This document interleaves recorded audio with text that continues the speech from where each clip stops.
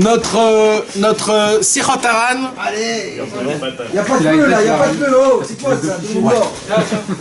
Ah oui. Ah mais celui-là il sera en un seul. Non, il a coupé. Comme ça, on peut faire les parachutes. Non mais je veux dire, elle sera pas découpée celle-là. Oui, ça sera en entier. Tu peux directement la monter. Alors, Bezrat Hashem, ce soir, on va commencer la Sikha du Sichot Haran numéro 97. 18. 98, mes amis. Ils sont où les livres? Avant Pessah, on va arriver les 100 Sichot. 100 Sichot. C'est de la folie, vous n'imaginez même pas. J'ai pas fait 100 encore, j'en ai raté quelques. Vous n'imaginez même pas. Le Vaïk HaKadosh Baruch Hu nous donne ce cadeau d'accéder à terminer tous les livres. Bezrat Hashem. Il faut qu'on se rencontre plus souvent alors. Oui, et oui. Avec 8 sucres. Alors, ce soir, mes amis, on va parler d'un sujet, vraiment important. Un sujet, celui qui veut. T'as coupé, t'as remis le live? Ouais, non, le live, je l'ai laissé. On va parler d'un sujet qui nous touche tous les jours. Celui qui veut. Hein. Celui qui veut pas, ça peut pas lui en parler. Celui qui veut par contre écouter, ça lui en parle. Vous savez, ça se peut que je l'ai dit plusieurs fois, mais je m'en fous complètement. Parce que je suis pas un rave qui dit des cours de Torah. On est tous des amis qui parlent des conversations entre amis. Et donc on peut parler ce sujet-là des centaines de milliards de fois. D'accord? C'est comme par exemple, juste entre parenthèses, ils ont fait, quelqu'un m'a fait montrer le Eaton, comment on dit le Eaton? Le journal d'il y a 10 ans. Et quand tu vois le journal d'il y a 10 ans, c'est de la folie, mais c'est les mêmes. Les mêmes trucs, le Roche Memchala, on l'a trouvé, il a pris de l'argent, mais je me dis, mais c'est complètement naze. En plus, on allume tous les jours la radio, on veut savoir plus ce qui se passe. Tout, c'est la même chose, ça se répète. Donc si on a l'audace d'écouter la radio, de voir l'internet, etc., pour tout entendre, moi aussi j'en ai ras-le-bol, mes amis, mais on va en parler des centaines et des milliards de fois, s'il le faut. Tant que ça rentre pas dans nos os, eh ben on va en parler jusqu'à que ça va nous sortir de tous les trous. T'as raison sur ce que tu dis. Moi, chaque année, la vérité, j'ouvre un livre. Et chaque année, on parle de la sortie d'Égypte. Mais ça, c'est tout neuf. Ça, c'est tout nouveau. Chaque fois, c'est une nouvelle sortie d'Égypte. Mais il y a aussi un truc, Nathan. C'est que tous les ans, au même moment, c'est toujours la même paracha. C'est normal. Là. Ouais. Mais non, mais pour moi, je vois pas ça comme une nouvelle paracha. Moi, c'est la première fois que je lis la paracha. Non, mais c'est vrai, c'est tout le temps pareil. Non, c'est pas pareil. Moi, merci, que Dieu te bénisse. Ah oui. Moi, je fais un kiff et je découvre à chaque fois des nouveaux trucs. On découvre tous des nouveaux trucs. Il faut juste savoir chercher. Il faut savoir nager, comme on dit. Tov, mes amis. Sachez une chose. On a eu un cadeau il y a des quelques milliers d'années. On a eu un cadeau. Ce cadeau-là, il y a un petit problème. Vous savez, c'est quoi le petit problème? Le petit problème, c'est quand on te donne quelque chose qui est accessible, qui est trop accessible, alors on ne tient plus attention à ce cadeau-là. Il n'a pas de valeur. Il n'a plus de valeur, malheureusement. Malgré qu'il y a une valeur de lui-même, c'est une valeur qu'on ne peut même pas s'imaginer. On ne peut pas s'imaginer la valeur de ça. Mais comme c'est trop accessible, soi-disant, parce qu'en vérité, c'est pas du tout accessible, comme nous, on croit que c'est tellement accessible, alors à cause de ça, on prétend pas attention à ces choses-là. On prête pas attention à ça, malheureusement. Et vous savez, c'était qui, c'est quoi ce cadeau-là? On a eu un homme, qui s'appelait David Ameller. Et ce David Ameller-là, il a souffert toute sa vie. Et vous savez pourquoi il a souffert, David Ameller? Pourquoi il a souffert, Jordan? David, notre roi. Notre roi David, pourquoi il a souffert? Il y a quelqu'un qui peut me dire ici? C'est pas parce qu'il devait mourir dès qu'il était né, non? Pourquoi? C'est lui-même. Pourquoi? Son père aussi, il y a une histoire. Oui, mais pourquoi? Pourquoi? Télim. Pourquoi il est passé dans ces étapes-là?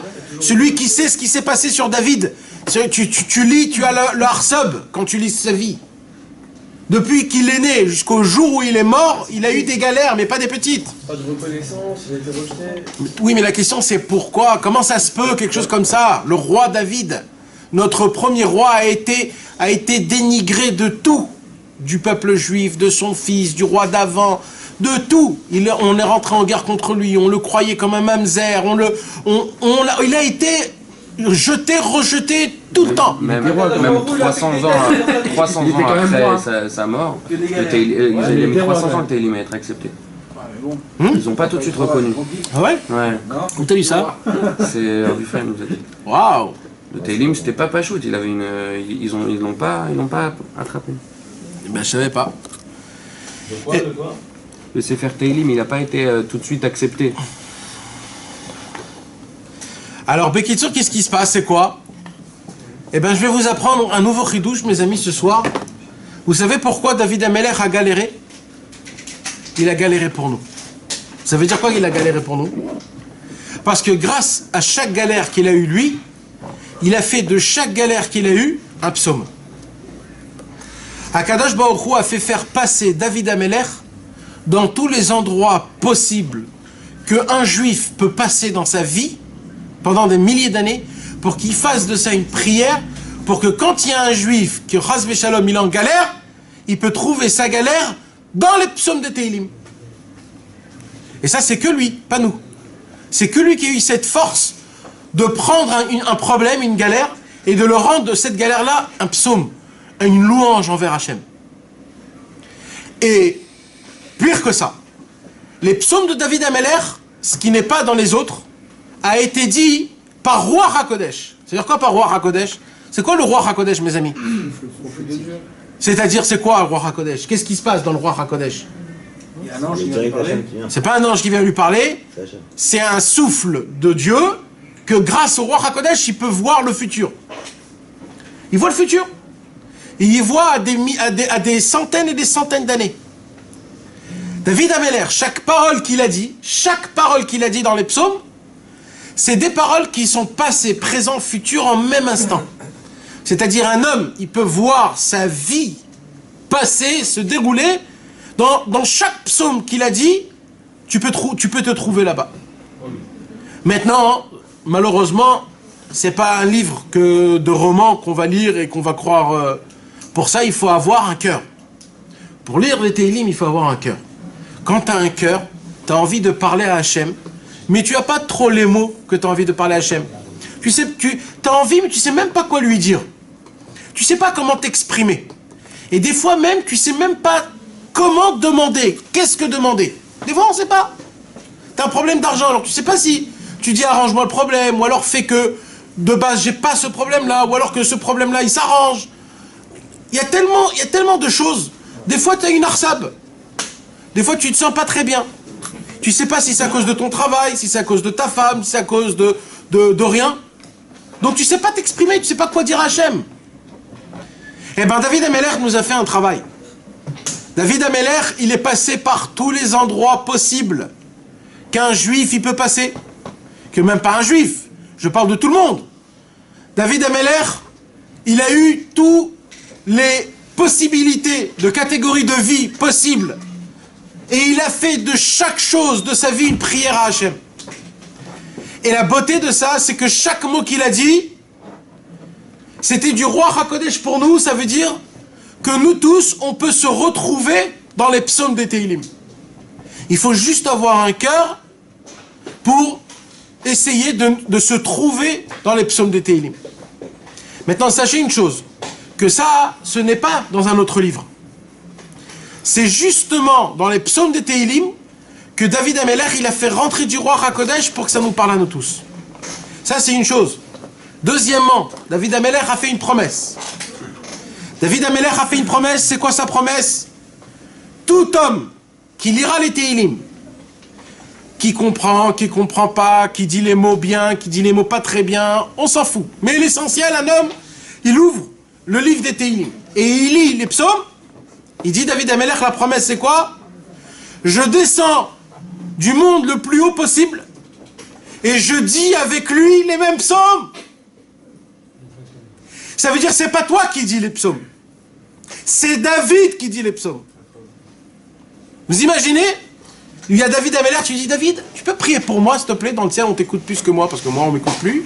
Donc toi tu peux prier pour moi s'il te plaît? Eh ben il prie pour toi. T'as passé dans les collectifs aussi? Oui. quoi, c'est Rabbi Nathan, c'est encore plus haut. Là, on parle des Tehillim. Non, justement, c'est Rabbi Nathan ou c'est Rabbi Nachman qui descend? C'est Rabbeinu. Ah, c'est Rabbeinu qui dit par Rabbeinu. Pas. Donc dans les Tehillim, qu'est-ce qui se passe? Quand tu dis les Tehillim, David Amelech, il descend et il dit avec toi les psaumes. Maintenant, vous savez c'est quoi? C'est pas juste un effet pour moi. Vous savez, il y a écrit quoi? Il y a écrit que quand un homme, il est Chas Veshalom, c'est un tzaddik, et qui meurt, ou alors même si c'est pas un tzaddik, d'accord? Quand un homme Chas Veshalom, il part de ce monde, alors, entre guillemets, cet homme-là, il n'est plus dans ce monde. Il est mort. Alors, il y a une façon où cette personne-là, elle peut être encore vivante. Vous savez comment on peut faire revivre un mort? Quand on parle de lui après sa mort. Quand on raconte ce qu'il racontait après sa mort. Alors quand on parle de lui, qu'on dit ces choses qu'il a fait, ou alors des paroles qu'il disait, alors grâce à ça, qu'est-ce qui se passe? C'est comme si qu'il était vivant. Pourquoi? Parce qu'on parle encore de lui même qu'il est mort. Normalement, c'est parce qu'on parle de lui, il redescend. Maintenant, il y a plus que ça. Si un tzaddik, il a dévoilé une Torah ou une halakha, par exemple, et tu dis une Torah ou une halakha en son nom, mes amis, il y a écrit dans la Gemara Mamash, hein, il y a écrit que dans son kever à lui, sa bouche, elle dit les mêmes paroles qu'il a dit. Mamash, hein, c'est pas des bobards, c'est du vrai sur vrai. Frère David, il s'arrête jamais. Et grâce à ça, il y a écrit... C'est d'où l'importance de s'attacher au tzaddik. Ouais. Exactement, exactement. À Jérusalem, à côté du côté.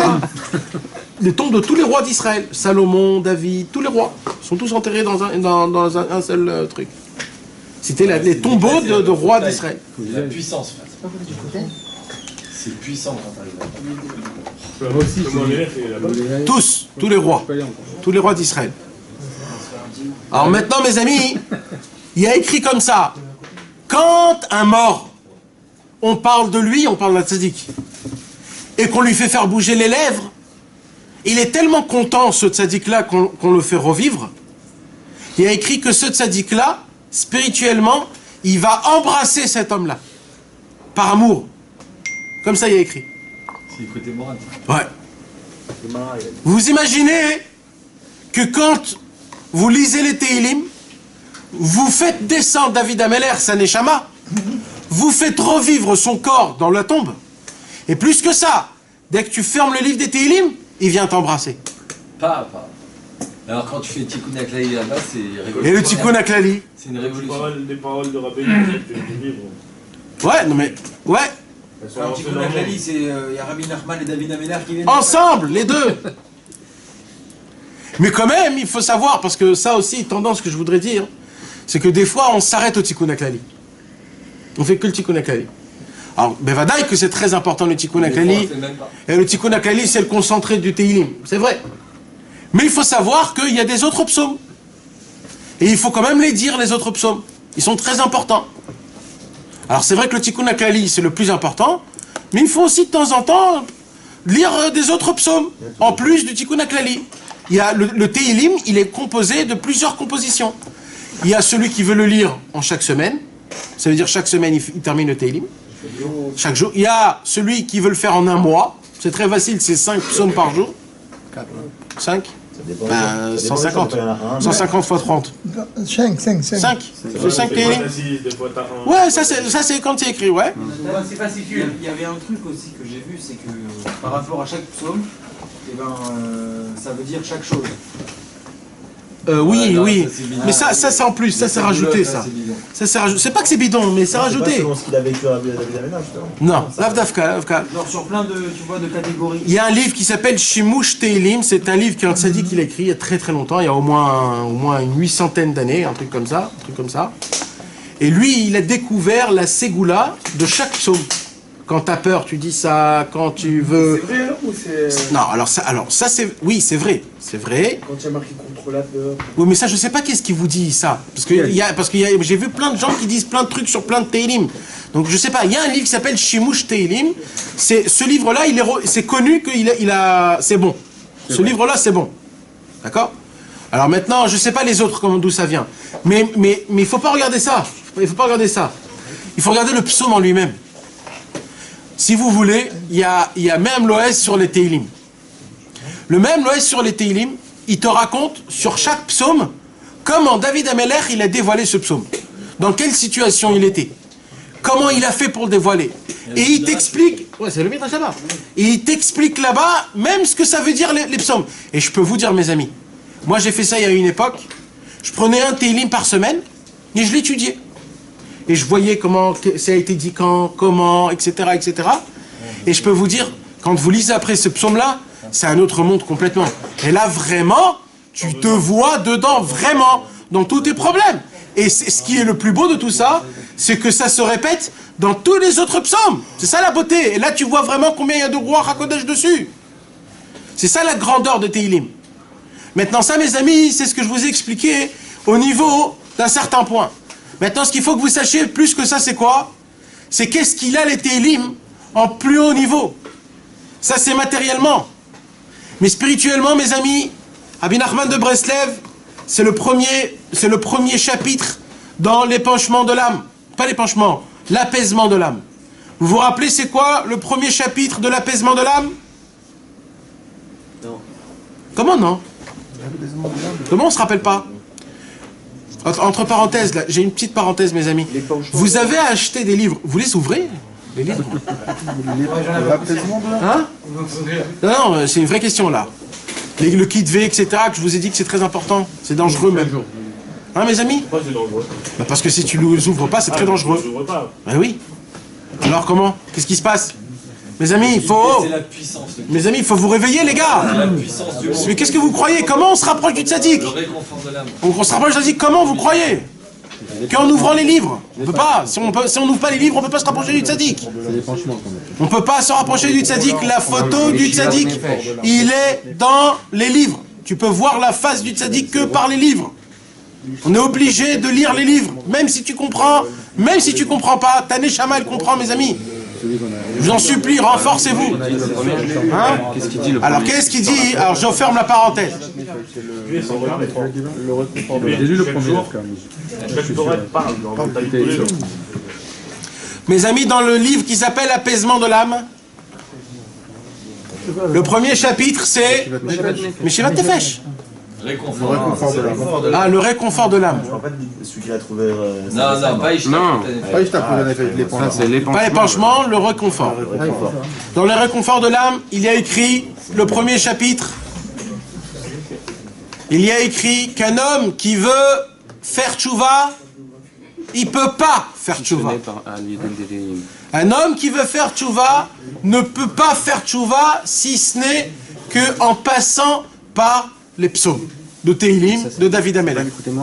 Oui, mais c'est ça le livre de... C'est un recueil. Hein? Qui c'est qu'il avait écrit ce livre? Rabbi Alter de Teplik. On a écrit les deux d'ailleurs, non? Ouais. C'est un des volumes. Il dit Rabbi Nachman, C'est l'élève de qui? de Rebbe Avram Ben Nachman. Ah, C'était son beau-frère. c'est contemporain quoi. C'est Ouais. deux jours, c'est... Non, 100 ans. 120 ans. 120 ans qu'il est mort. Ouais. Alors il dit Rabbi Nachman, quand un homme il veut faire tchouva, premièrement, il ne sait pas comment faire tchouva. Deuxièmement, il ne sait pas par où commencer. Troisièmement, ça se peut que s'il va commencer à faire tchouva, il va retomber. Il va réessayer, il va retomber. Alors il ne sait pas par quoi commencer. Alors il va commencer par des choses trop fortes, ou alors il va commencer par des choses trop nulles. Il ne sait pas quoi faire. Maintenant, il dit Rabbi Nachman, admettons, il a trouvé le chemin. Alors qu'est-ce qui se passe? Ça se peut qu'il fait tchouva, mais le problème, c'est qu'il y a dans le ciel 49 portes de Teshuvah. Et chaque porte, elle ne peut pas t'ouvrir. Parce que toi, tu as une porte qui est équivalente qu'à toi. Alors il dit Rabbi Nachman, admettons tu as trouvé le chemin de la Teshuvah. Maintenant, il faut trouver ta porte. Tu t'imagines, il y en a 49, tu peux te tromper. Et il dit, admettons tu as trouvé ta porte. Il faut maintenant qu'elle soit ouverte. Ah oui. Ouais, mais comment? Avec quelle chose? Alors il dit, admettons, tu trouves ta porte. Qu'est-ce qui se passe maintenant si cette porte elle est fermée? Il dit Rabbi Nachman, pour tout ça, il y a une seule carte qui est un passe-partout. Ça s'appelle Teilim.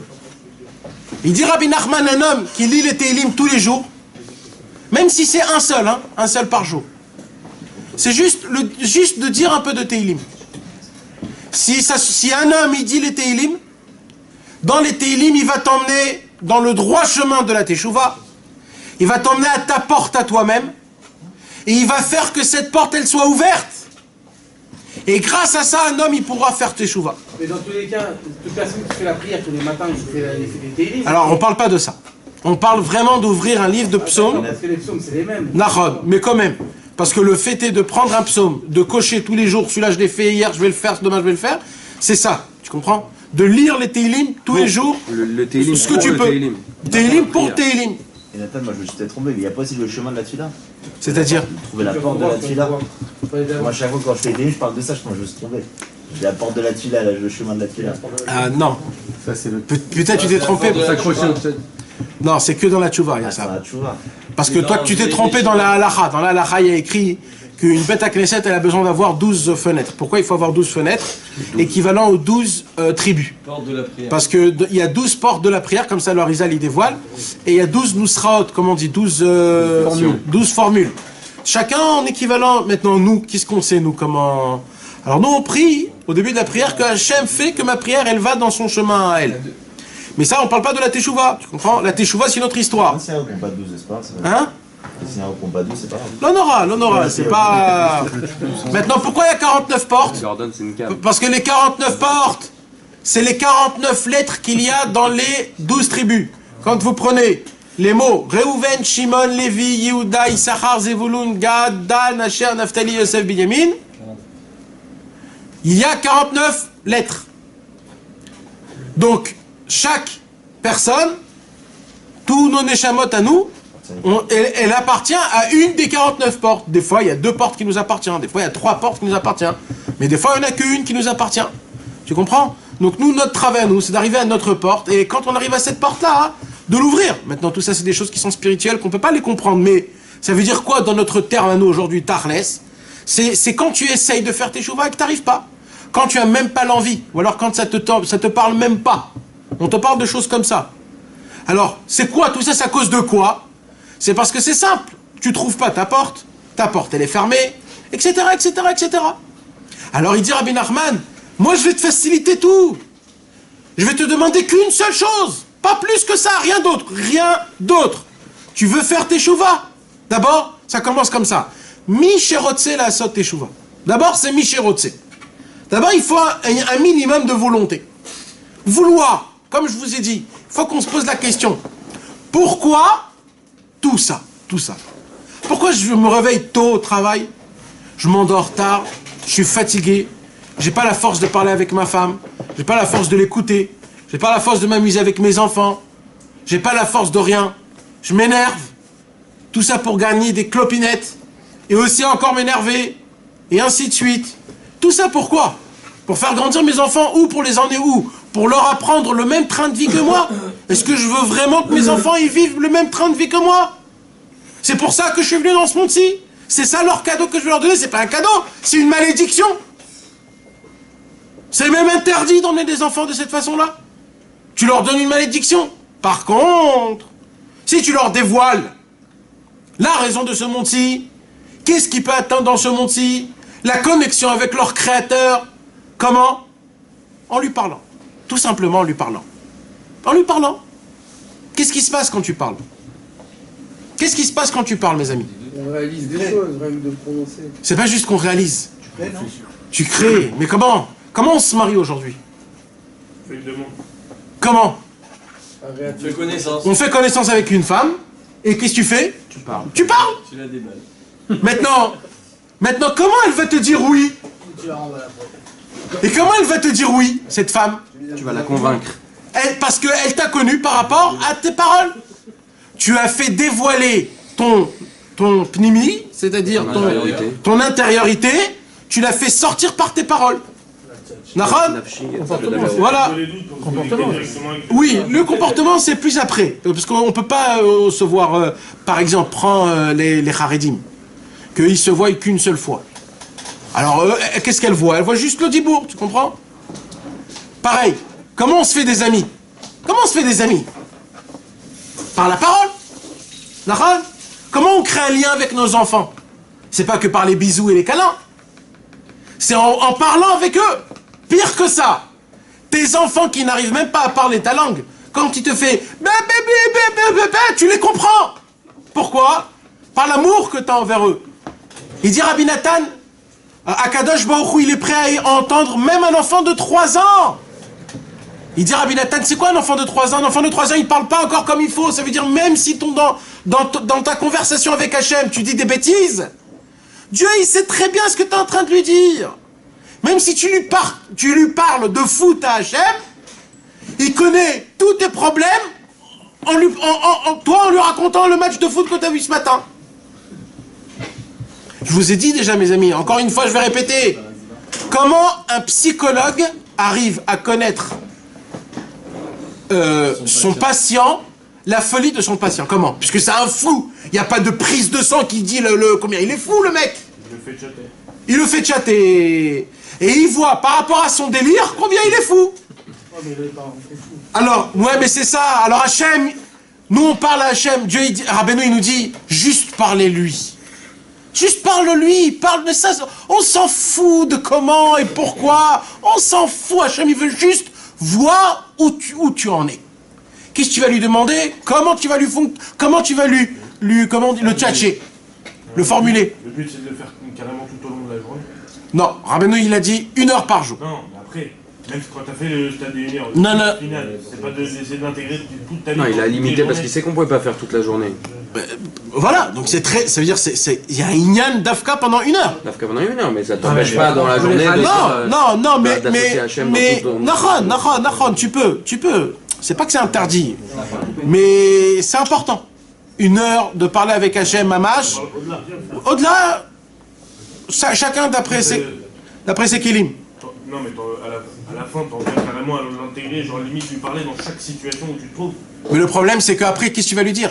C'est pas ça, il boit des doutes. Non, c'est ça. Non, mais on demande 1 heure. C'est ça le problème. Si à chaque fois que tu vas lui parler, tous les fois 1 minute... Non, je parle au-delà de l'heure, encore une fois. Non, mais le lendemain. Le lendemain, tu refais 1 heure de toute façon. Non, mais tu dis que toujours, je parle avec Hachem toujours dans le... C'est quoi la différence entre parler au quotidien tout le temps, au quotidien, toute la journée. Le rentrer dans ta vie toute la journée. Tu deviens fou. Non, moi au contraire, je déconnecte ça. Je sais pas. Chacun il fait comme il a envie, je sais pas, mes amis. Non, mais attends, parce qu'on avait dit que Shishim c'était les Goul, donc ça inclut toute la journée. Mais si toute la journée tu parles à Hachem, pas de façon continue, mais. T'as pas demandé ça, Hachem, il t'a demandé de parler avec tes enfants aussi, t'as demandé de parler avec ta femme. Non, mais d'accord, mais je t'ai pas dit que tu te forces à faire ça. Tu l'as dit 1 heure. C'est 1 heure déjà, après le reste. Non, mais il a pas dit tout le temps 1 heure. Il a dit plein de fois, il te vaut des doutes. Une fois, il a parlé d'1 heure. Si tu mets pas cette connexion. Il a dit 1 heure. Oui, t'inquiète pour le Hetzer, mais pour un certain. parler toute la journée, mais 1 heure déjà, c'est bien. Mais le but, c'est justement d'arriver à amener tout ce dialogue-là tout au long de ta journée. Oui, si ça t'embête pas pour l'heure de lendemain, la malo. Si tu continues tout le temps. Si tu peux, si t'arrives à faire ça, la malo. Dans la forêt, là. Hein? Ça fait 4 jours, il est dans la forêt. Mais Kitsour, mes amis, le fait est qu'un homme, quand il parle à son créateur, grâce à ça, c'est pas juste de parler. Encore une fois, je parle pas de demande. Dieu, c'est pas un génie. C'est aussi un génie. Mais c'est pas que un génie. Akadosh Baruch Hu, il est pas fait juste pour lui demander donne-moi, donnez. C'est pas que ça. Akadosh Baruch Hu, c'est lui raconter. Comme si que tu parles à ta femme, à tes enfants, à ton ami. Le faire participer dans ta vie. Participe-le dans ta vie. Raconte-lui tes rêves. Raconte-lui tes volontés. Comment tu t'es conduit aujourd'hui, bien ou pas bien. Quand j'ai parlé au téléphone, c'était d'une manière cachère ou pas cachère. Quand je parlais avec mes amis, c'était comme un juif, comme un Breslev ou comme un arabe du 9-3. C'était comment? Bah oui, mes amis, c'est pas pour rien que je dis ça, parce que malheureusement, on parle pas comme il faut des fois. On dit tellement de bêtises dans la journée pour rien, qui veut dire rien. Quand j'ai rigolé comme un... Dites-moi un nom comme ça. Tu te débrouilles là. Tu dis ce que tu sens. Comme un paritz, je sais pas comment dire en français. Ouais, grossier. Ouais. Il y a des façons, mes amis, de comment se conduire. D'être noble, d'être un vrai fils d'un prince. Un prince, un vrai prince, un fils d'un roi. Pas comme un esclave, un puant, un clochard. Malheureusement, on ne sait plus où on est. On se conduit pas d'une manière qui est normale. On peut manger dans la rue comme ça, en marchant, en parlant, en étant en colère, etc., etc. Alors tout ça, il faut raconter à Kadosh Baruch Hu. Kadosh Baruch Hu, il veut qu'on l'entende, il veut qu'on le raconte. Hachem, c'est notre papa, il veut savoir si on est bien, si on n'est pas bien, comment on est. C'est quoi l'intérêt de raconter? Alors c'est ce que je suis en train d'expliquer. L'intérêt, c'est de créer un lien avec Hachem. Comme tu crées un lien avec la parole, avec tes amis, avec ta femme, avec tes enfants, avec ton travail, avec tes employés. C'est ça pareil. Mais que dans un sens, de l'homme à Dieu. Non, pas toujours. Il y a tellement de sens, il y a des milliers de sens. Parce que Hachem, c'est tout.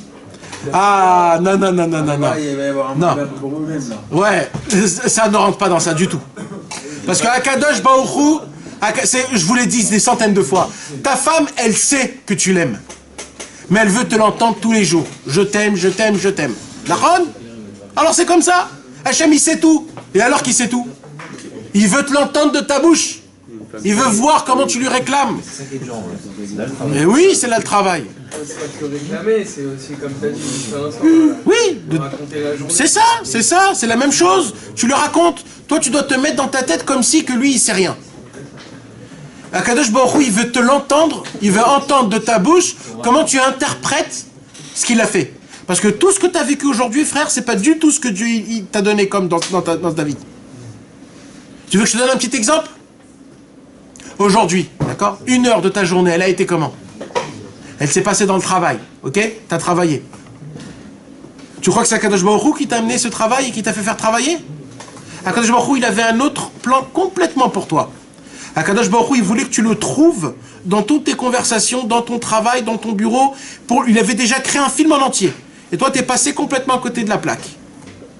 Donc en fait, Dieu, il t'a fait un film, et toi, t'as vu juste la pub avant le film. T'as rien vu d'autre. Donc t'as vécu une vie que pas Dieu, il te l'a fait. Donc Hachem, il dit, bon, comment il était le film aujourd'hui, frère? Tu dis, mais de quel film? J'ai vu une pub de Coca-Cola, moi. Elle a dit, ah bon? Ah bah, il y a un petit problème là. Raconte-moi, c'était quoi? Et là, tu dois lui parler. Et là, il dit, oulala, t'imagines? J'ai créé un film en entier et toi, t'étais à côté de la plaque. Et là, Kadosh Baruch Hu, il va dire, si c'est comme ça, il faut l'aider. Et là, tu vas dire, Hachem, oh là là, mon Dieu, comment j'étais à côté de la plaque aujourd'hui? Combien de cadeaux tu m'as donné aujourd'hui? Combien de fois tu m'as appelé aujourd'hui, Hachem? Combien de fois tu m'as fait psst, psst, psst. Ah, vous rigolez. Parce que vous rigolez, vous croyez que Dieu, il vous fait pas ça tous les jours. Vous croyez qu'Akadosh Baruch Hu, il est là et il fouille, hein? Akadosh Baruch Hu, chaque seconde, chaque pensée, parole, action, chaque homme, chaque moment et chaque endroit, Akadosh Baruch Hu, il nous met des remazim, c'est-à-dire des illusions, des allusions pour t'appeler Hachem. Il te dit, regarde-moi, écoute-moi. Akadosh Baruch Hu, il nous appelle, Akadosh Baruch Hu, il crée des mondes, des sites internet, des publicités, des films, des rues, des pancartes, tout, en fait, tout crie Hachem. Kol abriat soeket Hachem. Toute la création du monde, elle crie Dieu. Et nous, on est là, on fume notre cigarette. Et on dit, c'est quand que ça va se terminer, là, j'en peux plus, c'est quand que je rentre chez moi à la maison? Pour faire un autre film. Pour faire un autre film. Mais on est complètement à côté de la plaque.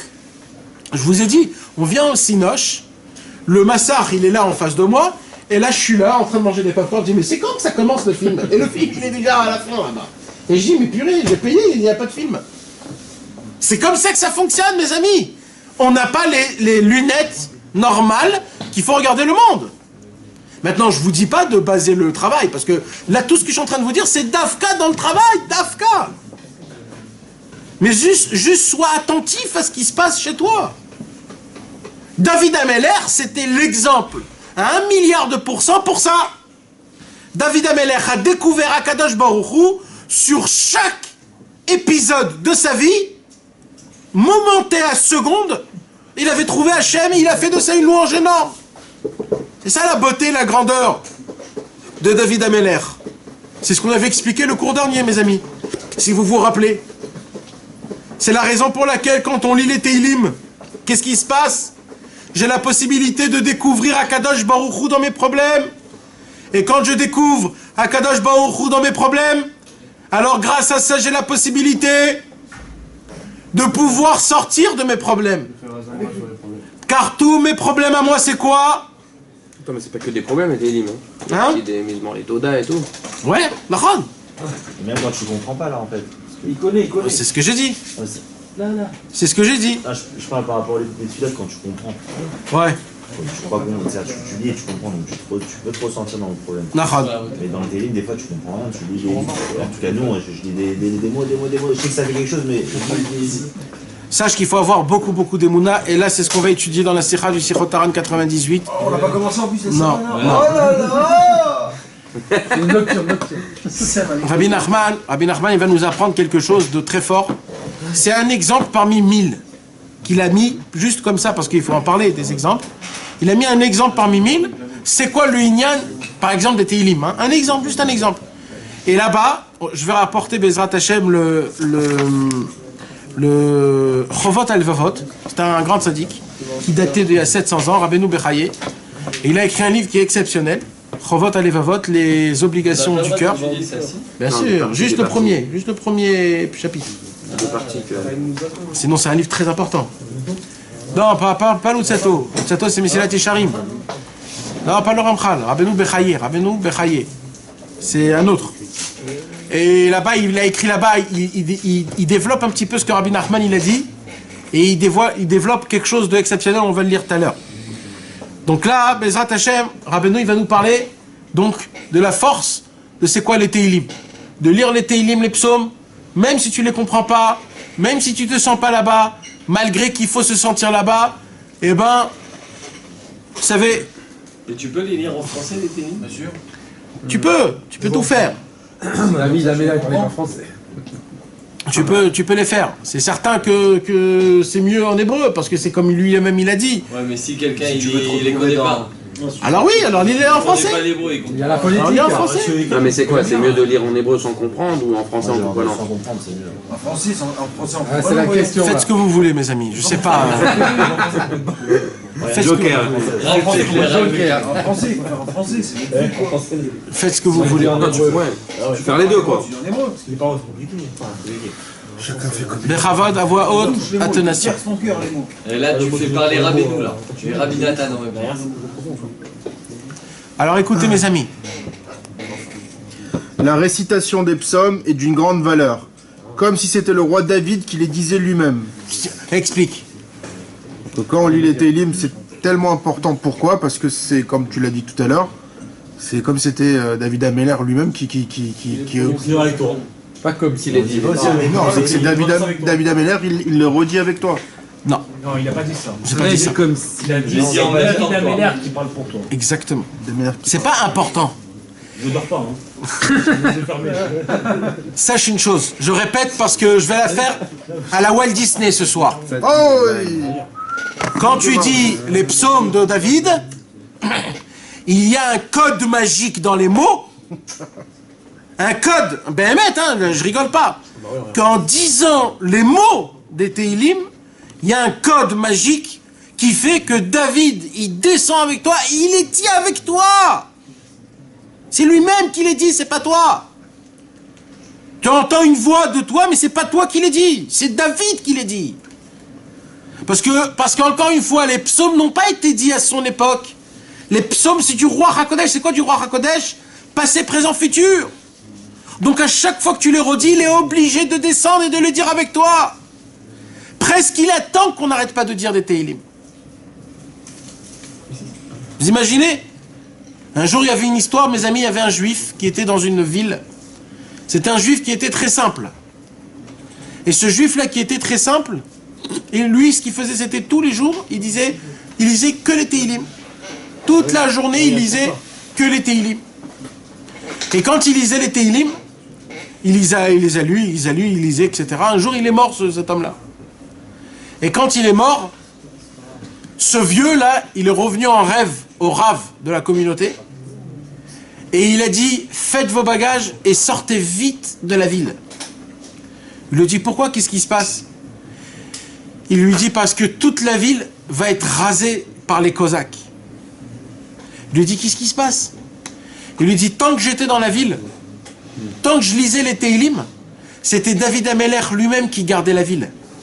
Mais comme aujourd'hui, il n'y a plus de personnes qui lisent les Teilim comme moi, toute la journée, alors David Ameller ne peut plus descendre, il ne peut plus garder cette ville. Vous imaginez, mes amis, de quoi on parle? Il faudrait faire une pièce où un côté on fait l'écouter de filote, un côté Teilim. Alors Rabbi Israël, un jour, il a eu un rêve. Rabbi Israël a eu un rêve. Il est monté dans le ciel et Rabbi Israël Cordonneur le prenait par sa main et il montait très haut, très haut, très haut. Et il voit Rabbi Israël Cordonneur et Rabbi Israël Cordonneur lui donne un rond en fer, là, comment on dit, un anneau avec plein de clés. Plein de clés. Un trousseau de clés. Il lui donne le trousseau de clés. Alors il savait pas quoi faire Rabbi Israël et il voit une pièce qui est tellement grande, pas une pièce, un couloir à perte de vue et rempli de chambres. Alors Rabbi Israël, il a dit, j'ai pris la première clé qui m'est sortie, j'ai rentré à la première porte qui m'est sortie, et il a dit, et ça fonctionnait. Ça veut dire normalement, avec tellement de clés... ben non, il dit non, il dit, j'ai mis la première clé, à la première truc, j'ai tourné, et il dit, dès que j'ai tourné, j'ai ouvert, et quand j'ai ouvert, j'ai trouvé une pièce avec des milliers et des milliers de personnes qui faisaient que des Teilim. J'ai fermé, j'ai ouvert la deuxième porte, pareil, il a pris une clé, elle ouvrait toute seule, et dès qu'il a ouvert, il a dit, j'ai vu des milliers de gens qui faisaient tous du Likouté de Filote. Il a dit, après, je peux pas vous raconter. Maintenant, c'est pas pour rien que Rabbi Israël, il a dit, j'ai pris la clé et j'ai ouvert. Parce que c'est ça tout le lien qu'on a dit les Teilim. On va te donner et la clé, et on va te faire que cette clé, ça sera comment on dit, la bonne clé pour ça sera la bonne clé, comment on dit, la serrure, ça sera la bonne serrure. La bonne ébauche. Vous comprenez c'est quoi? Comment c'est important? Dans le ciel, en haut, dans le Gan Eden, il y a des yeshivot en entière qui font les Teilim. Il y a des yeshivot en entière qui font le Likouté de Filote. Vous voulez faire partie de cela ou pas? Bien sûr. Ah, j'ai rien entendu, les gars. Ah, vraiment? Évidemment. Moi, je vois très chaud, la vérité. Tous les jours, c'est toujours la même chose. Imagine-toi, mais tu crois que c'est dans ce monde-ci, dans le ciel, les mots, ils dansent devant toi.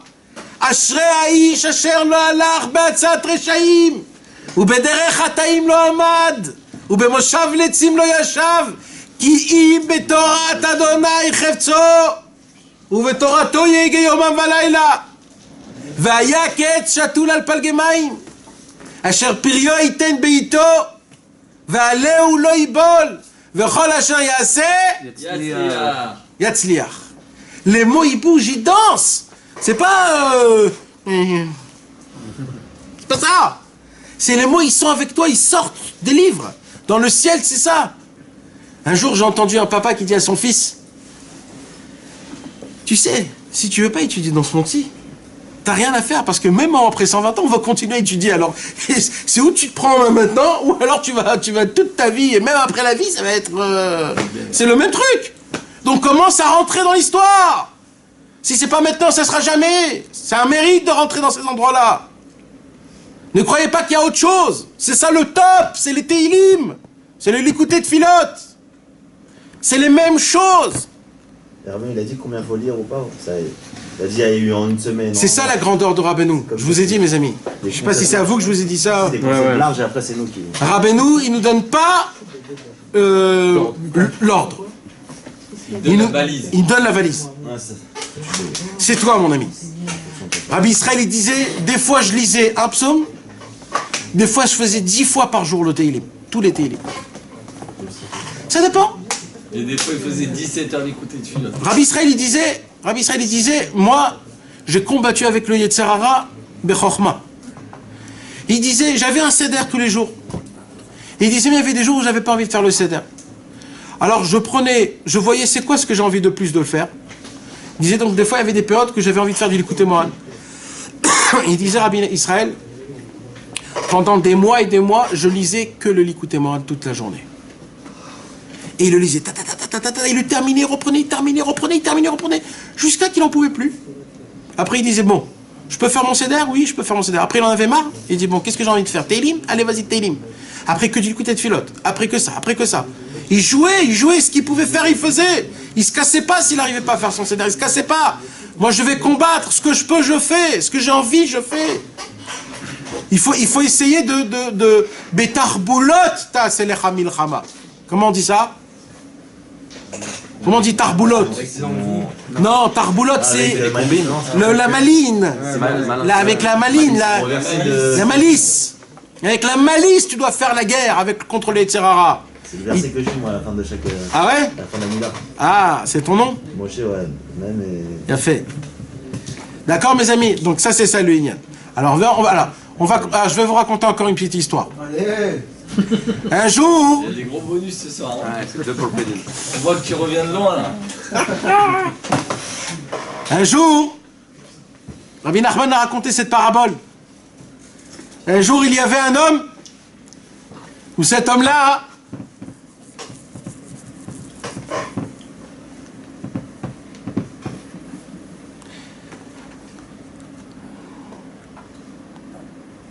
S'il y avait un roi, et le roi un jour il a dit je voudrais aller à la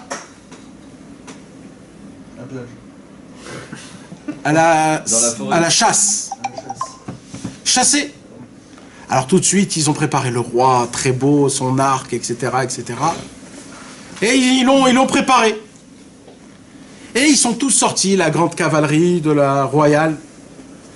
Et ils sont allés chasser. Et en plein milieu qu'ils ont chassé, d'un coup il y a eu un orage. Et quand il y a eu un orage, il y a eu une pluie, il y a eu une tempête, un déluge de folie. Il y a eu tellement une tempête tellement grande qu'ils se sont tous éparpillés. Le roi se retrouve en plein milieu de la forêt, tout seul, avec des cordes qui pleuvent. Et il dit, mais t'as vu ça? Tous mes hommes m'ont abandonné. Mais comment? Le roi il se retrouve tout seul. Il essaye de voir, peut-être il y a un endroit où je peux m'abriter. Et il voit de loin une petite maison avec une fumée qui sort comme ça, comme dans Walt Disney. Et vite, il va courir là-bas avec la petite lumière. Il frappe à la porte, une petite porte comme Walt Disney. T'es pas parti au mal, toi t'es parti à Disneyland, non?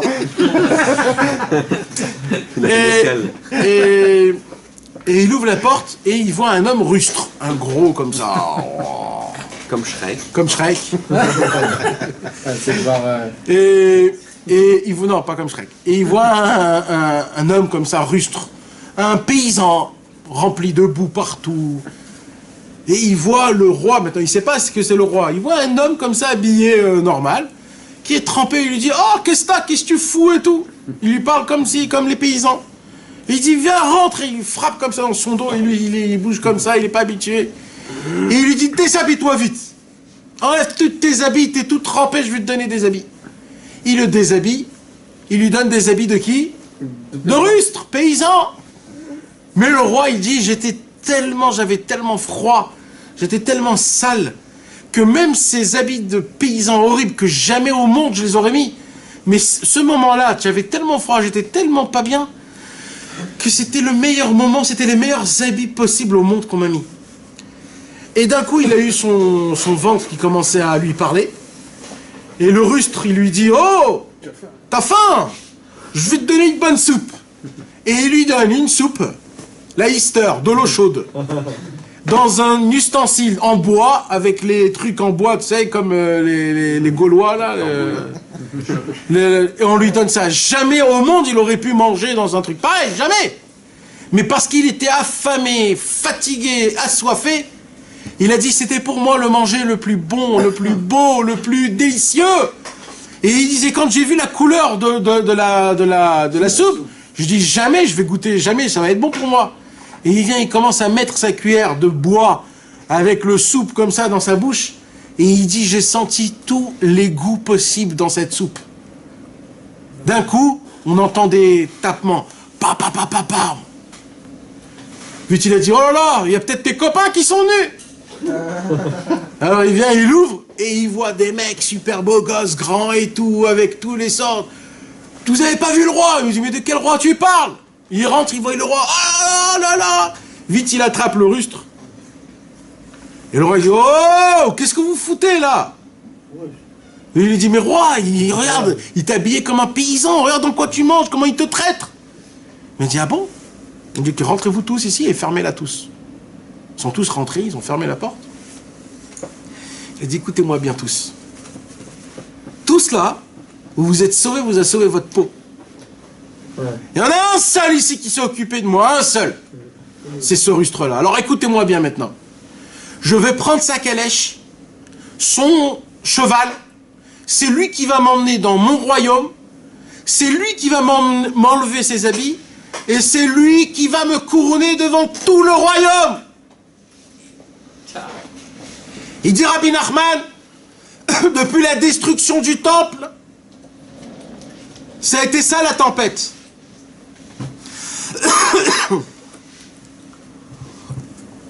Et malheureusement, les tzadikim se sont éparpillés dans tous les côtés. Il n'y en a pas un seul qui reste à côté de Dieu. Alors Dieu, il a dit, mais où ils sont tous mes enfants? Je les cherche, ça fait des centaines d'années. Pendant des centaines d'années, Hachem, il est dans les cordes de pluie, dans la truc, et il cherche une petite maison avec une petite fumée comme ça qui sort. Jusqu'à qu'il trouve un rustre. C'est qui le rustre? C'est nous, des imbéciles pourris comme nous, des rustres, comme on est gros, remplis de tavot, puant de tout. C'est quoi notre tavot? C'est une soupe avec du bois et on croit qu'on est au top. Et nous, on reçoit le roi, pourquoi? Parce qu'on lit des Téhilim. On lui donne une soupe horrible, en fait c'est de l'eau chaude. C'est-à-dire, on lit les Téhilim, on sait même pas ce qu'on dit. Mais Akadosh Baruch Hu, il dit, qu'est-ce que c'est bon! Qu'est-ce que c'est bon! Mais lis-moi encore des Téhilim, lis-moi, je veux entendre ta voix. Après il dit, c'est quoi ces habits-là? C'est quoi les habits? Encore des Téhilim. Encore des Téhilim, mais comment? Rustre. Mais Hachem, il adore. Pourquoi? Parce que jusqu'à maintenant, il n'y a personne qui l'a reçu chez lui à la maison. C'est qui reçoit Hachem à la maison? Celui qui lit les Téhilim, il reçoit Hachem à la maison. Et il dit Rabbi Nachman, quand Mashiach viendra, il y aura tous les grands tzadikim qui vont se manifester devant nous. Et ils vont dire, oh les gars là, qu'est-ce que vous faites là, ceux de Natania, les pourris? Mais oh, vous avez vu comment vous êtes habillés en jean et en basket? Mais dégagez-vous tous de là. Vous mettez pas les tefilines comme il faut, vous faites pas Shabbat, vous regardez des femmes, vous volez de l'argent. Dégagez tous. Et là, Kadosh Baruch Hu bichvodo be'atzmo, il va dire, oh, vous, ça fait très longtemps que je vous ai pas vu. Par contre, eux, dans leur galère à eux, ils ont crié à Hachem. Ils ont appelé Hachem. Ils ont dit Lama Rakshu Goïm Oleomim Yegurik. Ils ont dit les psaumes. Ils ont dit Mizmor les David. Alors eux, ils vont me couronner. C'est nous qu'on va couronner le Mashiach. Nous, les gens rustres, les imbéciles heureux, les puants, les gros. C'est eux, c'est nous qu'on va couronner le Mashiach. Ceux qui seront des Tmimim et des Pshutim qui vont lire les Téhilim. Rabbi Nachman de Breslev a écrit une Torah, la Torah 101 de la deuxième partie du Likutei Moharan. Il n'y a pas un autre langage comme ça dans tout le Likutei Moharan. Rabbi Nachman il dit comme ça, Da ki ika klal shoresh vayesod shel kol avodat ha'ish ha'israeli. Je répète, Da, sache que tout l'essentiel, la racine, les fondations de tout le service divin d'un juif, c'est quoi? Téhilim Trinotu Bakashot. De lire les Téhilim et de lire des supplications et des prières. Il n'a pas dit d'étudier, de se réveiller Chatzot, de faire Idbo des doutes, de Achnasat Tochim, Tzedaka, Emouna, Tfila, Brit.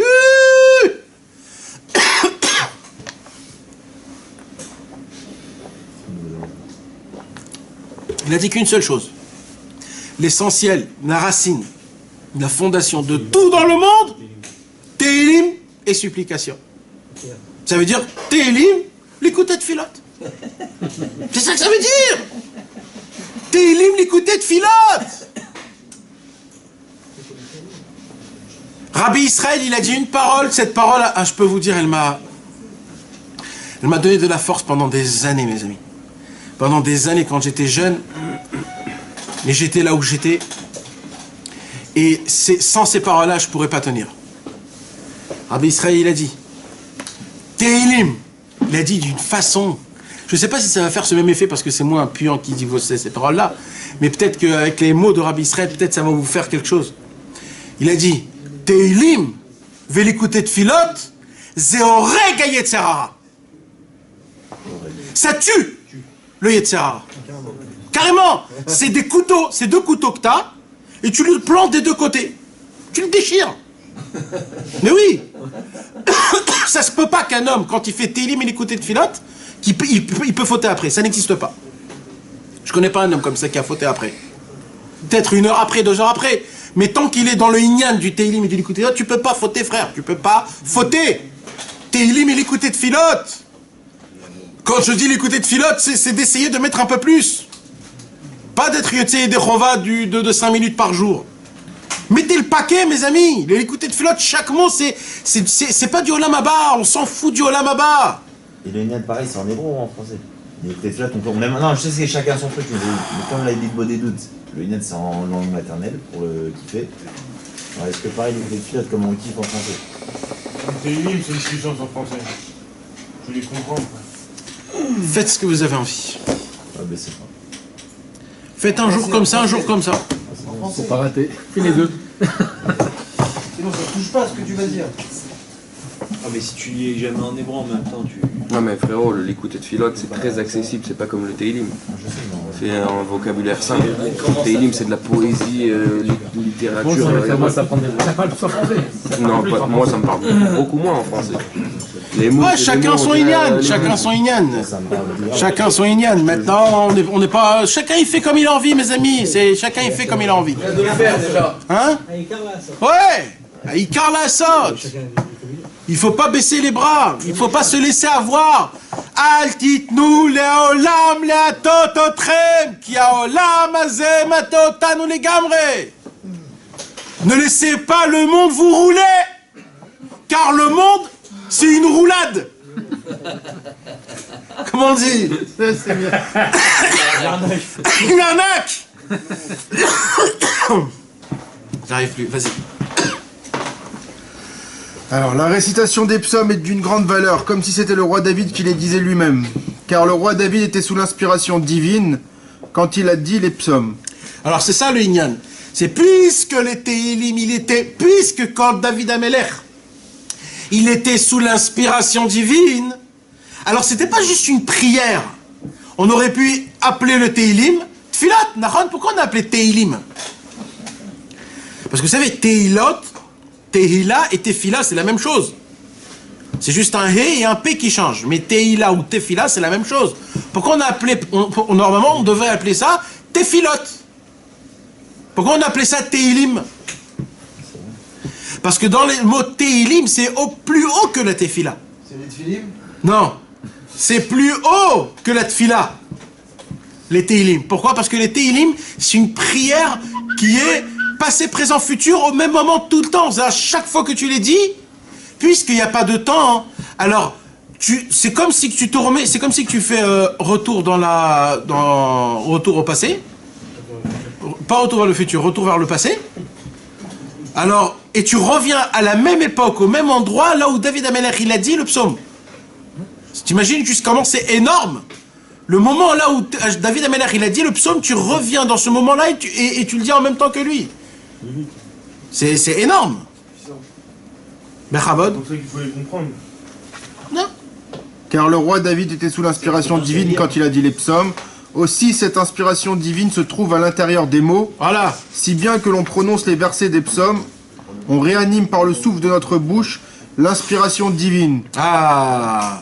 Comme si c'était le roi David lui-même, que son âme repose en paix, qui serait en train de les réciter.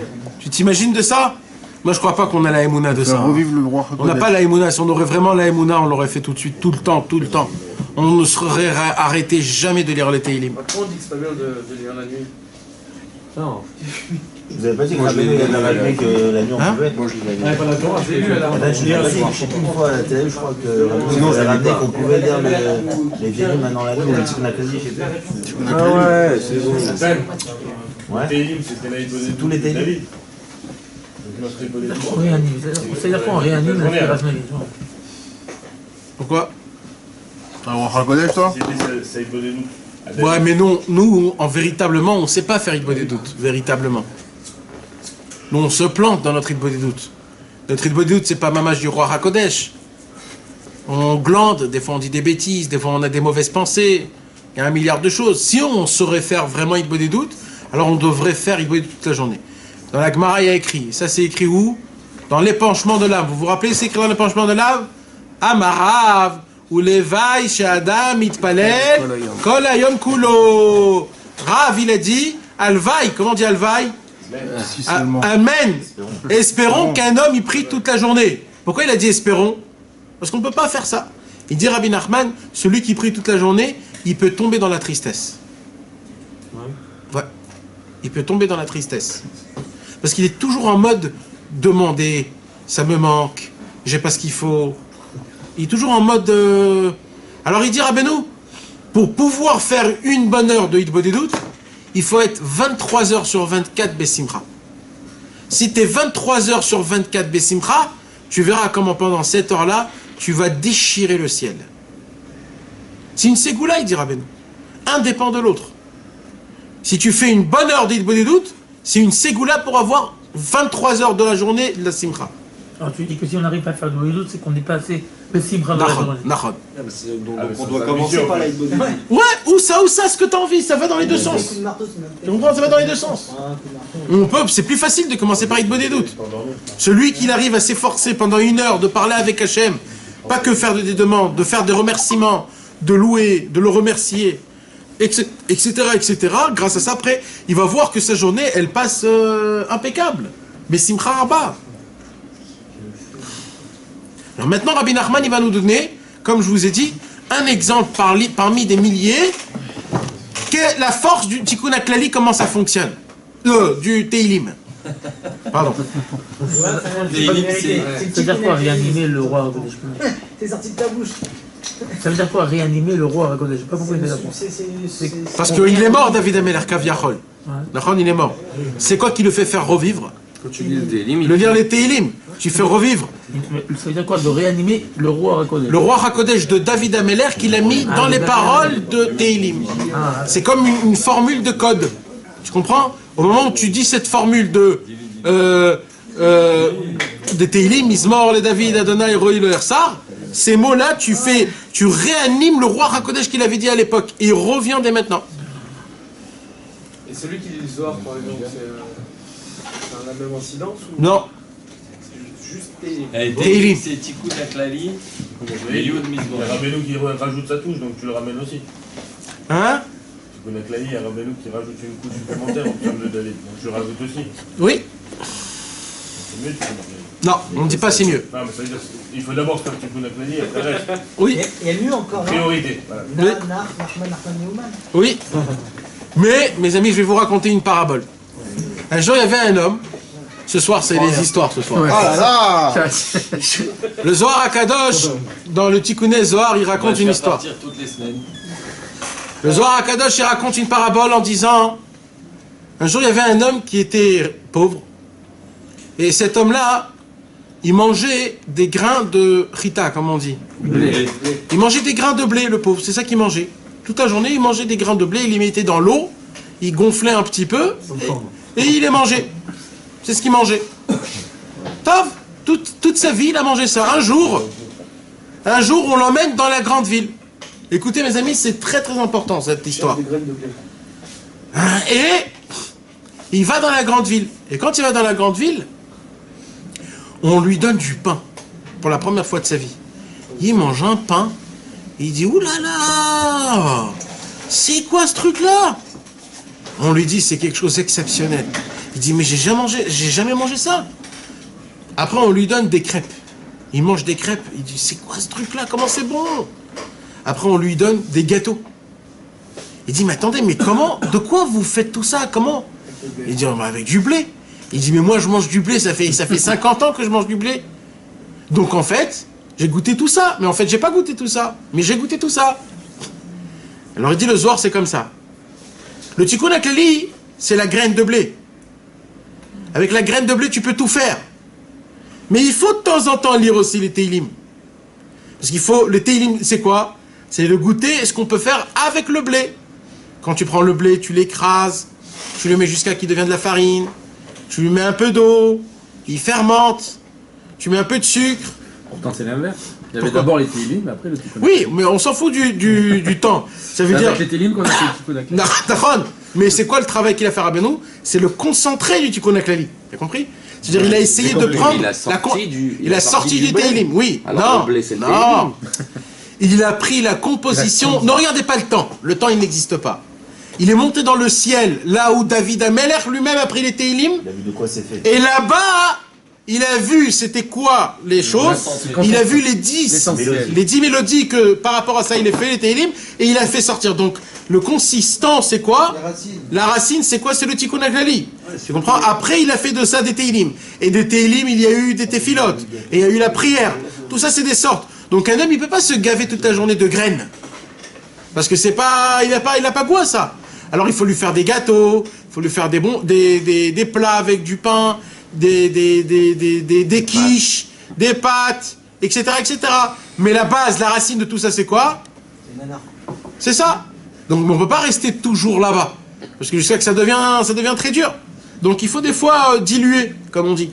Et le dilu, il est sympathique. La consommation, c'est nanar. Oui, mais il faut aussi...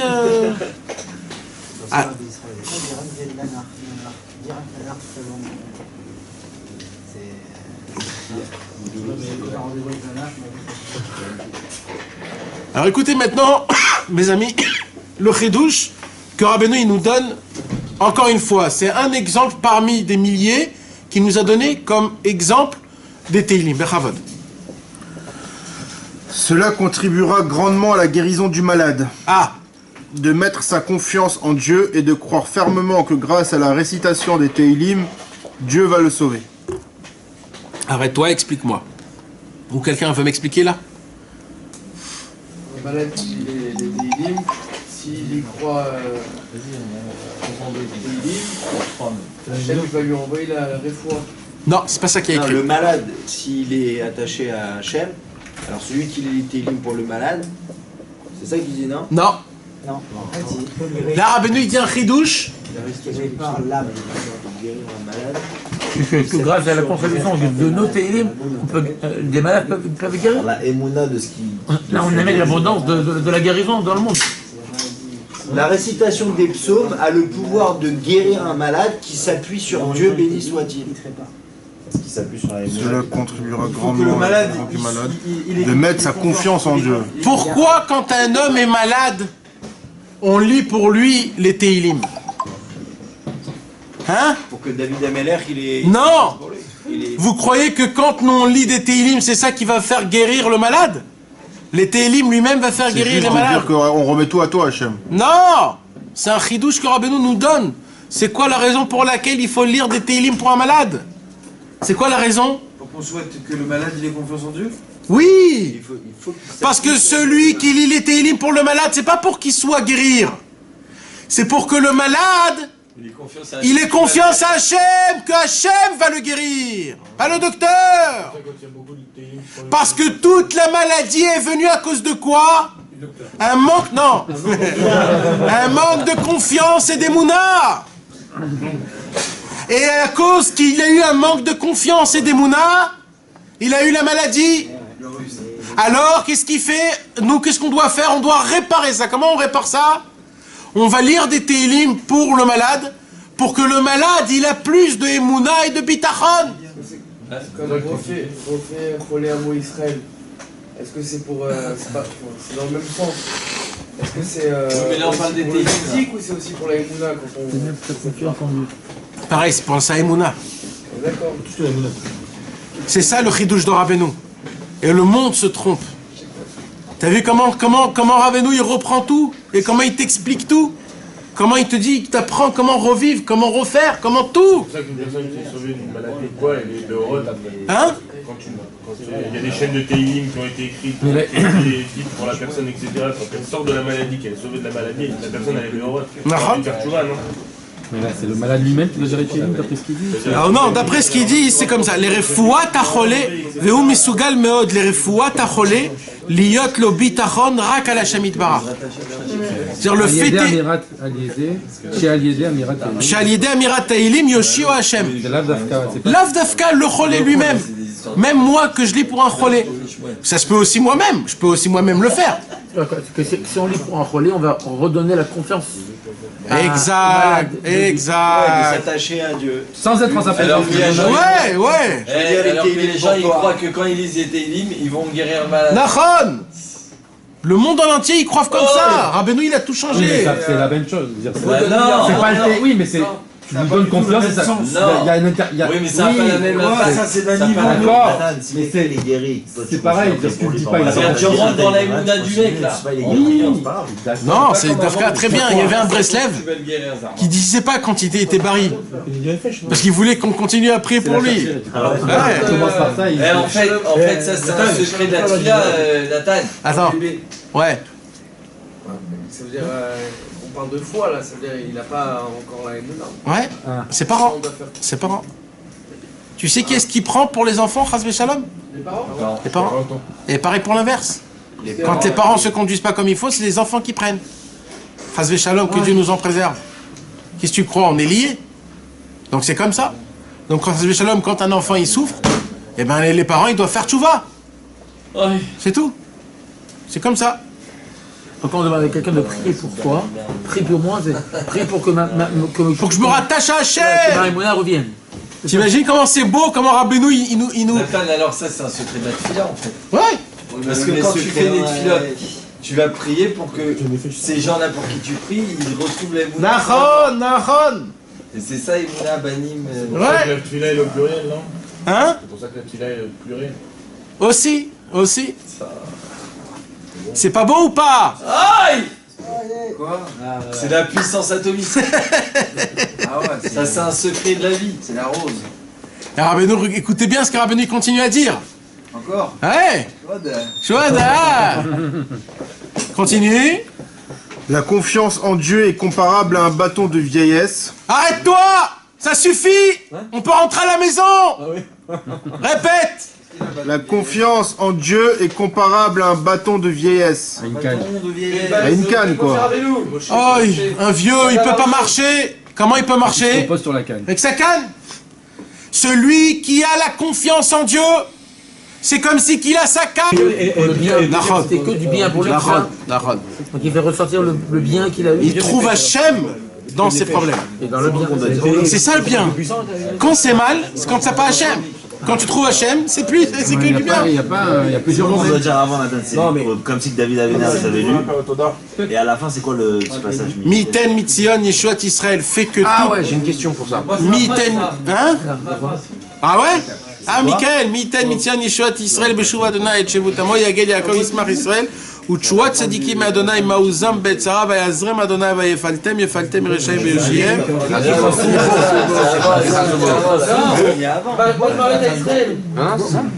Attends, c'est quoi ça alors? disons tu fais le Teilim du jour. Attends 2 secondes. Le Miten, c'est quoi?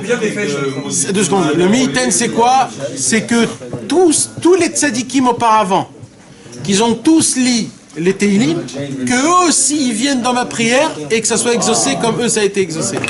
Il y a tout le monde qui vient en vrai. Tous, pas que David, tous les tzadikim qu'ils ont lu. T'imagines même pas de qui et de quoi on fait, de quoi on parle.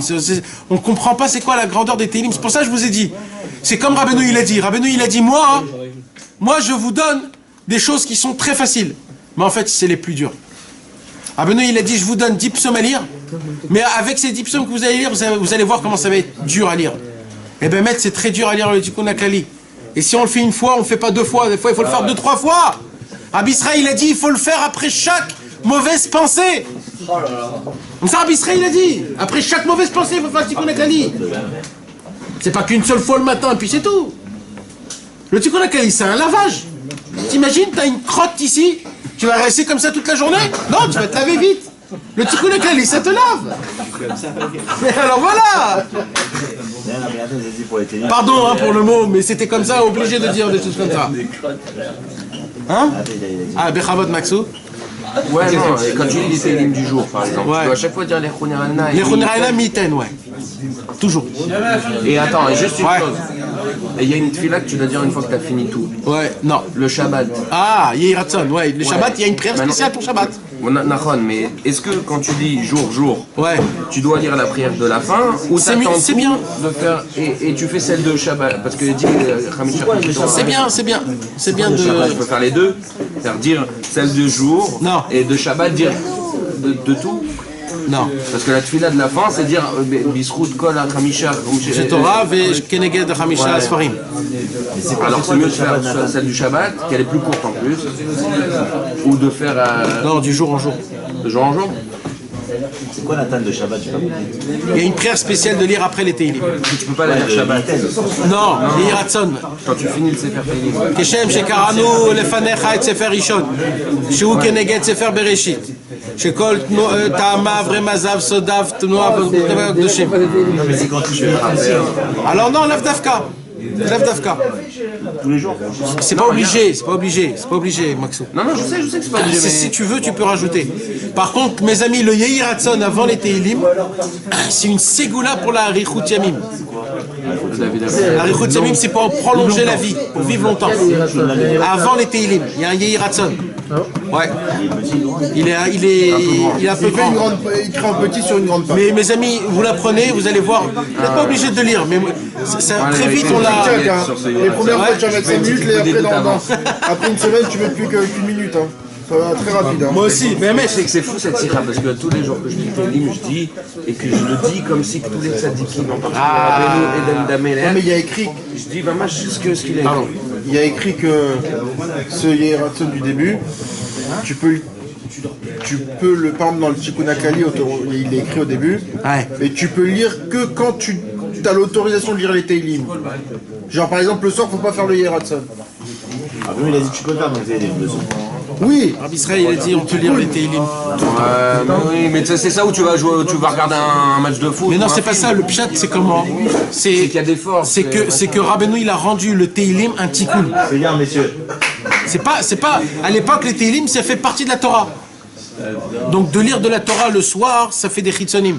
Mais Rabbeinu il a rendu aujourd'hui les Teilim pas de la Torah.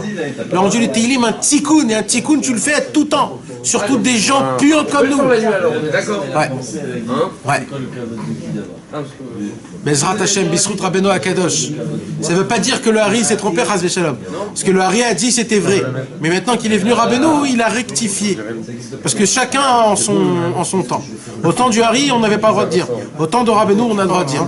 C'est pas qu'on a le droit, on est obligé de dire. Par contre, la Torah, tu ne fais pas. Non. Ah d'ailleurs, une question par rapport à la faute qui est sur la paracha. Tu peux faire le soir ou c'est pas? Ouais. Dimanche soir. De toute façon, c'est le soir jusqu'à Hatzot. Jusqu'à Hatzot. Bechavot, viens, on termine. Oui, je sais pas, Alors, viens, on termine d'abord. Comment? Mes amis, venez s'il vous plaît, on se remet. Mes amis, on se remet. Non, parce que non, on va pas terminer tout, parce que là, après, c'est une autre. D'accord, mais mes amis, Rabbeinu a dit une parole. La confiance, c'est la canne d'un homme. La confiance en Dieu, c'est la canne d'un homme. Quand un homme, il perd sa canne, il tombe. Quand un homme, il perd la confiance en Dieu, il tombe malade. Ou alors il tombe dans son service divin. C'est qui me redonne la canne? Les psaumes de Teilim. Quand tu vas lire les psaumes de Teilim pour quelqu'un ou pour toi-même, tu vas te remettre ta canne. Et quand tu te remets ta canne, alors là tu peux marcher. Tu as confiance en Dieu. Tu as Kadosh Baruch Hu. Comment elle est belle cette parole en hébreu. Va'bitachon ubechinat mishenet. Et de la même manière que quelqu'un s'appuie sur une canne, il trouve un appui dans la confiance en Dieu, car il possède la ferme conviction que Dieu va le sauver, comme l'a dit le roi David lui-même, Dieu a été mon appui. Dieu a aidé mon appui. Est-ce que quelqu'un peut dire ça? Dieu a été sur soi-même. Vayehi Adonai les Mishanli. Les Mishanli. Vous imaginez un homme qui pourrait dire ça? Vraiment, pas Stam. Dieu, c'est lui qui m'a appuyé. Non, je me suis appuyé sur lui. Je me suis appuyé sur lui, pardon. C'est mon appui. C'est mon appui. Dieu, c'est mon appui. Valken, c'est pour cela, il résume Rabbi Nachman. De cette manière, le malade sera guéri, comme le dit le verset de l'Exode. S'il se relève et est capable de marcher dehors en s'appuyant sur son bâton, il sera acquitté. Acquitté. Puisque le juif, il a fait des télim sur cette personne-là, grâce à ça, il lui a redonné la confiance en Dieu, la foi en Dieu. Grâce à ça, il a été bari. Si Baruch Hashem, on a avec nous Avner ici à côté de nous, c'est qu'Akadosh Baruch Hu, il lui a donné du bitachon. Et c'est pour ça qu'il est sorti de l'hôpital. Parce qu'Akadosh Baruch Hu lui a donné du bitachon, sakan, spirituel. D'achon ou non, Avner? Voilà. J'ai la canne, mais j'ai pas d'oseille, c'est ça ma mère. Elle a besoin d'oseille. Cela correspond au verset d'Isaïe. Un rameau sortira de la souche de Ishaï, qui fait référence au Messie, dont David est l'archétype, selon les Lamentations, notre souffle de vie loin de Dieu. C'est ce qui est écrit dans le traité Pesachim et dans le Zohar. Les justes ressusciteront les morts au moyen de leurs bâtons. Et équivalent à ce qui est écrit dans Zacharie, chaque vieillard s'appuyant sur son bâton, évoquant la résurrection de l'enfant. C'est la confiance en Dieu. C'est compliqué. Hein. Chaque vieillard s'appuyant sur son bâton. C'est nous qui ressuscitons les tzadikim, que les tzadikim ressuscitent. Grâce à nous, on fait ressusciter les tzadikim. Et les tzadikim, ils font ressusciter le roi HaKodesh. Et le roi HaKodesh fait... C'est comme une roue qui nous fait à nous ressusciter notre bitachon et notre émouna. C'est un cercle, tu comprends? Quand je lis les Teilim, je fais ressusciter David. David, il fait ressusciter tous les tzadikim. Tous les tzadikim, ils font ressusciter le roi HaKodesh qu'il y a dans les Teilim. Le roi HaKodesh, il me donne de la confiance, et la confiance me donne de la vie et spirituelle, mais matérielle. Et donc là, Rabbi Nachman, il est en train de mentionner plein de psukim qui fait référence à tout ce qu'on a lu. Et à la fin, il dit Rabbi Nathan, qu'est-ce qu'il dit là, Rabbeinu? Donc chaque vieillard s'appuyant sur son bâton, évoquant la résurrection de l'enfant de la Shunamite, Élisée. Ouais. De quoi on parle là? Non, parce que tout ça, là, il est en train de dire... Tu mettras ton bâton sur la face du garçon. Voilà. Ce bâton étant le symbole du bâton de la foi. C'est quoi tu mettras ton bâton à la face du garçon? Shunamite, elle avait un garçon qui était malade. Et là-bas, il y a écrit, tu mettras ton bâton sur la face du garçon. Mais à qui est cher le bâton? Alors, puisque Rabbeinu nous a expliqué que le bâton, c'est quoi? C'est la confiance en Dieu. Donc il a dit à Shunamite, la maman du bébé, tout le problème que ton bébé est malade, c'est parce que tu es loin de Hachem. Mais toi, de la confiance à Hachem. Le bâton, c'est la confiance. Et tu verras qu'il va se lever. C'est ce qui s'est passé. Adkan. Maintenant, qu'est-ce qu'il dit Rabbi Nathan? Entre parenthèses. Tout cela n'a pas été écrit de manière exhaustive. Et l'essentiel manque, seul ce qui a été retenu a été retranscrit. Ça veut dire qu'il en manque plein là. Ça veut dire que Rabbi Nathan il nous a transcrit vraiment un tout petit peu. Maintenant, la providence divine, mes amis, c'est que le cours prochain, on sera là, Moshe, ou pas? Non, vous revenez mardi. Ah, on sera pas là. Ça tombait pour parce qu'on est à Ouman. Mais la providence divine, c'est qu'on rentre dans le mois de Nissan. Et on est arrivé pile poil là où on parle de Nissan. L'été et l'hiver. Ça sera un cours merveilleux, Bezrat Hashem. Le cours prochain. Ça va être la continuation de la Sira 93. Elle est divisée en deux. 98, pardon. Elle est divisée en deux. Et Bezrat Hashem, ce qu'on retient pour ce soir, mes amis, c'est les Teilim.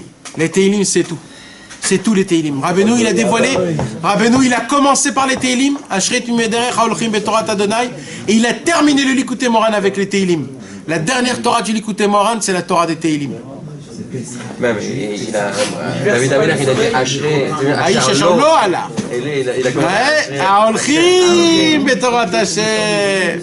L'hiver, le sommeil, il était le renouveau. Exact. Dans la biographie. Exact, Bezrat Hashem. On va dévoiler beaucoup de secrets la semaine prochaine. La semaine d'après, si Dieu veut, Bezrat Hashem. Nachon, c'est une des deux choses où il est écrit dans Alim les Troufa qu'il faut faire Chok Velo Ya'avor. Et la deuxième, c'est quoi? Itbodedut. C'est quoi Teilim et Itbodedut? Chok Velo Ya'avor. Comment dire Chok Velo Ya'avor? Une loi immuable. Une loi immuable. Mal. Mais mes amis. J'ai aimé la traduction. Une loi immuable. Teilim, l'écouter de filote tous les jours. Tous les jours. Non, t'es limite beau des doutes. T'es limite beau des doutes, pardon. Pour mes amis. Et l'écouter de filote. Et l'écouter de filote, Bevadaï. L'écouter de filote aussi. Il n'aura pas pu écrire sur lui-même, il lisait mon écouter de filote. Mais Béhémet, l'écouter de filote, il a écrit. C'est le beau des doutes de Rabbeinu. Non, ça c'est vraiment. Il faut deux. Oui.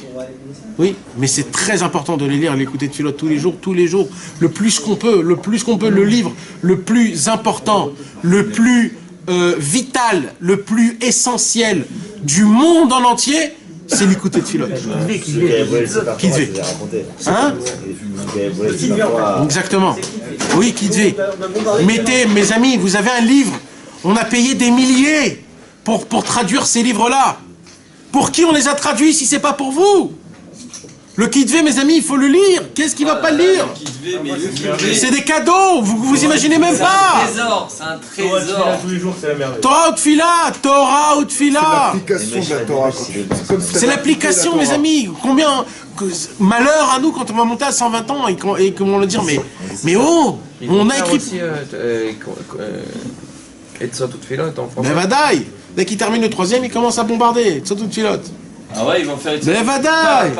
Ça, c'est la puissance. Et oui, ça après, si ce livre, il sort, et vous le lisez pas, alors il va avoir des xérotes, mes amis. Mais qu'est-ce que vous croyez? On joue pas, c'est la fin, ma chère, il va venir là. Il va venir, c'est la fin. Il faut se réveiller. Il faut pas glander. Il faut se réveiller. C'est tout. Il faut pratiquer. Mais donne-nous du rizouk. Mais tu ne fais jamais du rizouk. Il s'est égosillé pendant 1h30, mais donne-nous du rizouk. J'ai mal au ventre tellement j'ai parlé. Non, là. Mais du Rabbeinu rizouk, de la puissance. Non, tu veux de du sabbat. Israël, Là, tu veux du sabbat, là, tout de suite. Mais ouais, il faut donner les choses sévères un peu. Voilà, avant la fin, on parle de sabbat comme ça. Il nous faut de la puissance, il nous faut, je sais pas. Arrête de garder toute la lumière pour toi.